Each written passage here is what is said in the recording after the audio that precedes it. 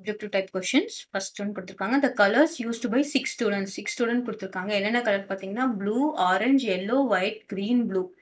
அப்போ then the modeனா என்னன்னா எது அதிகமான தடவை ரிப்பீட் ஆயிருக்கு அப்படின்னு தான். இப்போ பார்த்தீங்கன்னா ப்ளூ 2 தடவை ரிப்பீட் ஆயிருக்கு. ஆரஞ்சு ஒரு தடவை தான் வந்திருக்கு, எல்லோ ஒரு தடவை, ஒயிட் ஒரு தடவை, கிரீன் ஒரு தடவை. அப்போ what is answer? Answer is blue. ஓகேவா?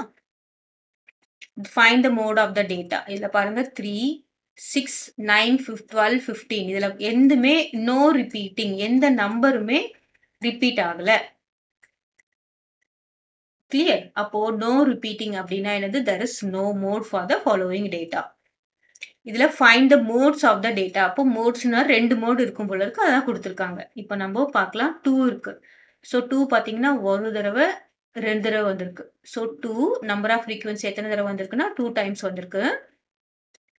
1 பார்த்தீங்கன்னா 1 எவ்வளோ தடவை வந்திருக்கு? 2 டைம்ஸ் வந்திருக்கு.